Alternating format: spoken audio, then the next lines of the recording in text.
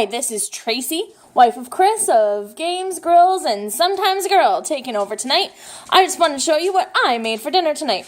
We are having steak with a side of chicken for the children, potatoes, and peppers and onions.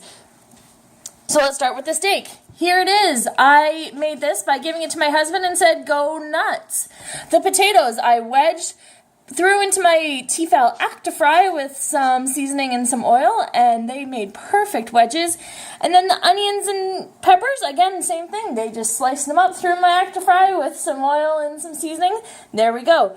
Perfect, well-balanced meal ready to go for a cold, snowy Friday night.